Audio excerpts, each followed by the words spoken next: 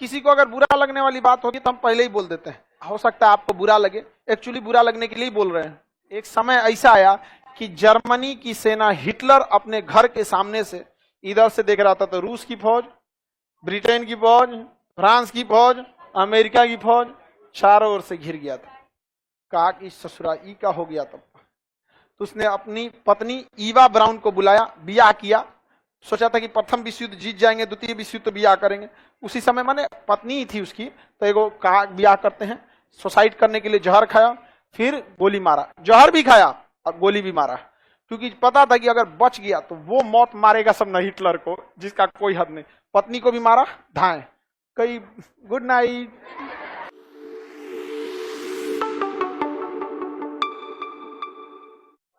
Moscow में अपने से बम फोड़वाया था ये पुतिन, अपने से। अब ब्लेम किया किस पर? चेचन ने। उसके बाद से क्या किया? रशियन स्पेशल फोर्सेस की जिम्मेदारी कौन लिया? पुतिन। कहा कि हम बदला लेंगे, और सारे सोल्जर्स के ऊपर यहां कैमरा लगवाया और कहा घुस के मारो चेचनिया में। घुस के जो चेचनिया में मारा, सब रूस में पुतिन हीरो बन के निकला। समझ में आ गया? मिखाइल गोर्बाचोव पियक्कड़ आदमी था, उसने सोचा कि हमको राष्ट्रपति नहीं रहना, तो लोगों ने कहा पुतिन को बना दीजिए। सारा माइंड किसका था? मॉस्को में बम कैसे फूटा था? सब पुतिन सुन मत ले। हाँ बना दिए, सुनिए लेगा तो क्या कर लेगा? हम लोग यूक्रेन के नहीं हैं, बिहारी हैं। समझ में आ गया कि नहीं? होगा जो देखा जाएगा। नहीं समझ में आया? लेकिन रूस में जाएंगे ना तो ये सोचा घेर लेगा हमारा पुतिन, कहेगा लाओ तो कभी नाश्ता पे खान सर को और के बाद जाएंगे तो कहेगा कहो बिहारी बाबू बहुते उड़ता है। हाँ समझ में आया कि नहीं आएगा? नहीं, पुतिन चाचा ठीक आदमी है। नहीं समझ में आया? पुतिन अब पूछबो करेगा तो समझा देगा महाराज ये सब बताना जरूरी है ना, ताकि लोग आपसे डरे। हाँ सही बात है एकदम। यहाँ आपको पता है द्वितीय विश्व युद्ध जब हुआ तो जर्मनी ने कहा पोलैंड को रख लो। जैसे रूस आया कहां पर? पोलैंड पे। जर्मनी ने हमला कर दिया किस पे? पोलैंड। यहाँ रूस को मारते हुए ये जर्मनी यहां से एस्टोनिया के एरिया से, बेलारूस से मारते हुए कहा मॉस्को है तो कहां तक पहुंचा था? कुर्स्क तक। और कुर्स्क पहुंचने के बाद मॉस्को सोचिए वहां से कितना पास है? बहुत पास है। मतलब उसको पूरी प्लानिंग थी कि 15 दिन के अंदर अंदर हम कहां पहुंच जाएंगे? मॉस्को। मतलब कुर्स्क से मॉस्को बस 15 दिन में पहुंच जाता वो। लेकिन यहां पर रूस ने एक चाल चल दिया। रूस ने अपनी सेना को कहा ना लड़ो ना पीछे हटो, उलझा के रखो, क्योंकि 1 महीना बाद सर्दियों के दिन चालू हो जाते और रूस जो है वो उत्तरी ध्रुव के पास है। ससुरा उत्तरी ध्रुव पूरा बर्फ से जमा रहता है। और रूस की एक और खराबी, ऊपर में कोई पहाड़े नहीं है। यही ना है वो स्कैंडिनेवियाई पर्वत जो ठंडी हवाओं को रोक देता है, और यहाँ कोई पर्वत नहीं है। ठंडी हवाएं जब चलना चालू करती हैं तो उसका टेम्परेचर होता है -40 डिग्री। कितना डिग्री? माइनस। और यही गलती हो गई जर्मनी से। इसीलिए कहते हैं नक्शा का क्लास करो। अगर किया रहता तो उसको पता रहता कि यहाँ पर्वत नहीं है, ठंडा भयानक पड़ेगा, कैंसिल कर देता, कंबल उम्बल लेके भेजता। नॉर्मल ऐसे भेज दिया, उधर से चला आया ठंडी हवाएं। और रूस की सेना ने गुरिल्ला युद्ध में 2 गोली मार के अब भाग जाती थी, गढ़ा खोद के नीचे बम लगा के भाग जाती थी। एगो भड़का तो डर हो जाएगा ना भाई। बस उनका काम था डीले करना। 1.5 महीना डीले किया। इतनी भयानक ठंड पड़ी, इतनी भयानक ठंड पड़ी कि जर्मनी की सेना बंदूक लेके जम गई थी। रूस की सेना आती थी, बंदूक उठाती थी, आंख नीचे करती थी, मर गए बंद करके मरो, सोच रहा तो नहीं, फिर खोल लेता था। लास्ट एक बार जिस डिजाइन में मरा उसी डिजाइन में मरेगा।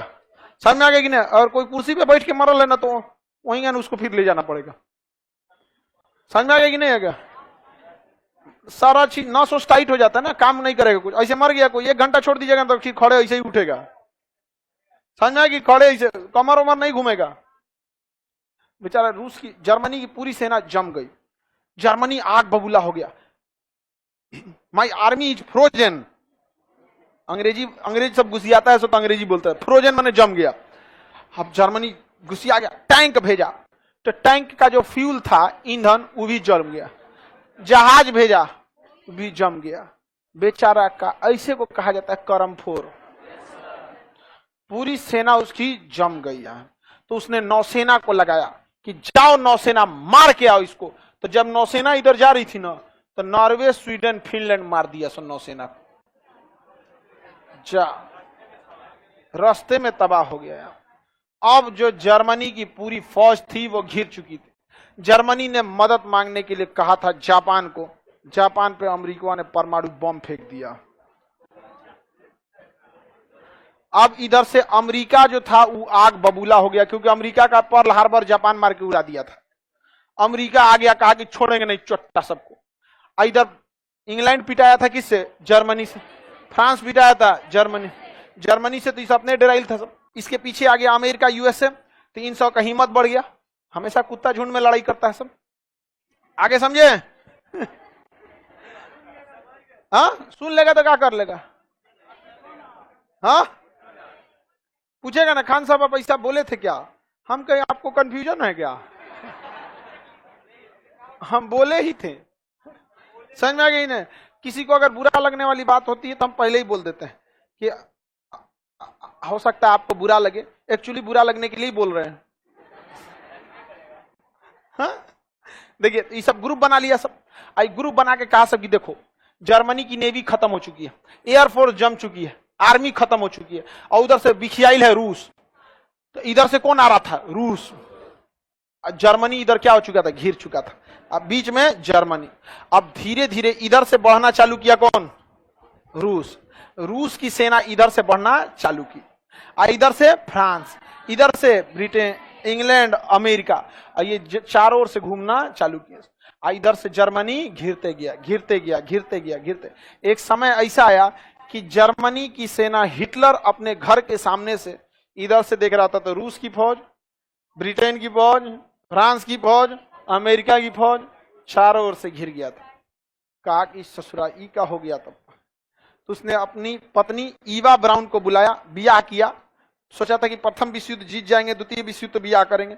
उसी समय माने पत्नी ही थी उसकी, तो एगो कहा बियाह करते हैं। सुसाइड करने के लिए जहर खाया, फिर गोली मारा। जहर भी खाया और गोली भी मारा, क्योंकि पता था कि अगर बच गया तो वो मौत मारेगा सब न हिटलर को, जिसका कोई हद नहीं। पत्नी को भी मारा, धाए कई गुड नाइट, गुड नाइट कहते बकलोलिया करी। उसको काहे मारा? देख रहे हो इस सबको? करिए कि उसको छोड़ देता, उसको क्यों मारा? हाँ, वो कुछ थोड़ी न की थी। अरे सोचो, मार के उसके ऊपर एहसान किया, नहीं तो वो मार मारते सब ना उन लोग से, इतना मार मारते सब। आपका घर कोई तूर देगा तो आप उसको छोड़िएगा? इससे पूरा देश तूर दिया था। अब खुद सोचिए, वाइफ सी जिनपिंग भारत पे हमला करेगा, उसका मेहरारू पकड़ा जाएगी तो छोड़ देगा आदमी? मार के धुआं उड़ा देगा उनका यहाँ में। नहीं समझे? अजब टाइप का सोचती है सब। सी जिनपिंग अगर भारत पे हमला कर दे और उसके बाद अगर चल जाए आदमी और वो पकड़ा गया, छूट जाएगा, यहाँ लिया के आदमी ओकर कपड़ा ना धोवाएगा, हाथ पे बैठा के ओकर मार मार के एकदम हालत खराब कर देगा। यहाँ पर सबको पता, युद्ध बंदियों के साथ कभी अच्छा व्यवहार नहीं होता है। युद्ध बंदी बहुत बुरी तरह हाल कर दिया जाता है वहां पे, बहुत बुरा। तरह तरह का एक्सपेरिमेंट करता है सब। इंजेक्शन में पेट्रोल लेके नसों में डाल देता है सब, अंदर पूरा जलन करेगा, वो समझे में नहीं आएगा दर्द कहां से करा, पूरा ब्लड फ्लो होगा यहाँ पे। समझ में? जैसे आपको धूप में कैसे चिलचिलाहट होती है, सोचिए अगर वैसे ही चुनचुनाहट अंदर होने लगे तो कैसा लगेगा? कड़कड़ाती धूप में 5 मिनट के लिए आप जाते हैं तो बेचैनी हो जाता है। उससे पूरा अंदर इंजेक्शन में डाल देता है केमिकल। आप हाथ जोड़ के कहिएगा मार दो, बहुत बुरा हाल होता है। तो देखा कि बहुत बुरा मारेगा सब यहाँ पे, तो अपनी पत्नी को ही मार दिया। यही सब सोच रही है काहे मारा। आगे बढ़े। करिए तो उसकी क्या गलती थी? हाँ, उसकी क्या गलती थी? गेहूं के साथ घुन पिसाता है, पता है ना। आगे बढ़े सर, पाउडर छिड़क लेंगे, चुनचुनाहट होगा, डर्मीकूल। हाँ फांकना, तुम डर्मीकूल फांक लेना।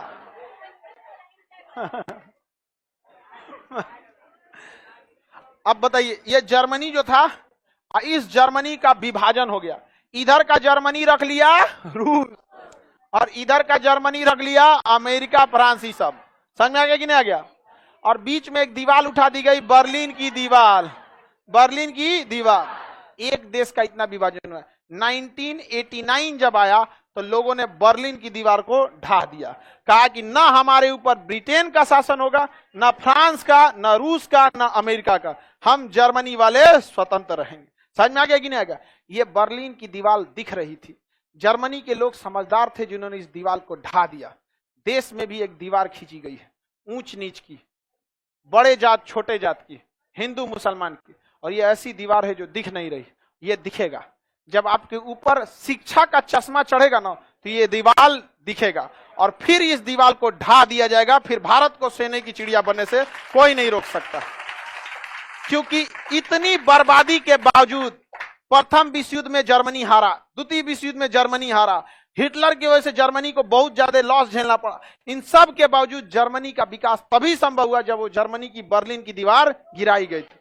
यह दीवार भी बहुत जल्दी गिराई जाएगी। यही रीजन है कि कभी भी कोई भी देखिएगा नेता मंत्री शिक्षा की बात नहीं करता है, क्योंकि उसको पता है कि अगर इसको शिक्षा दे दिए ना तो फिर ये हमारी बात नहीं सुने, कभी ना सुनने वाला है। वहां पर आप सुनिएगा किसी का, अब वही गांव में दिखेगा अनपढ़ आदमी को अगर कोई नेता चल जाएगा, मालिक अरे मालिक अरे मालिक, ससुरा तो नहीं मालिक। यहाँ पर भीमराव अम्बेडकर कभी झुके थे किसी के आगे? कोई झुका दे उनको दलित के नाम पर? बढ़िया बढ़िया लोग कुर्सी छोड़ के खड़ा होते थे। जब संविधान सभा में भाषण देना चालू करते थे तो बढ़िया बढ़िया संविधान सभा में BN राव ही थे जो उनसे ज्यादा पढ़े लिखे थे। पूरी संविधान सभा में इतनी उनकी काबिलियत थी कि गलत भी बोल देते थे लोग सही समझ जाते थे। हिम्मत नहीं करती थी ना लोग क्रॉस क्वेश्चन पूछने की। केवल BN राय जो थे संविधान सलाहकार, जो उनके बराबरी आते थे, ज्यादा नहीं बराबरी आते थे, वरना वो व्यक्ति भीमराव अम्बेडकर शिक्षा के दम पर। आज भी अगर शिक्षित हो जाए लोग तो कभी कोई किसी को नहीं रोक सकता। गिरेगी यह दीवार, लेकिन थोड़ा सा समय लगेगा। आप लोग होंगे उस दीवार को गिराने वाले योद्धा, समझे ना? लोग हमसे कहते हैं कि सर फीस बड़ी कम रखते हैं, इतना काहे रखते हैं? समझ में आ रहा है? हाँ, जब ये दीवार गिरेगी ना तब याद आएगा कि यह जो फीस नहीं था, यह एक सेना तैयार हो रही थी। आई नेतवन सबको बहुत तकलीफ होगा, बहुत तकलीफ, बहुत ज्यादा लूटा है सब। आगे बढ़े।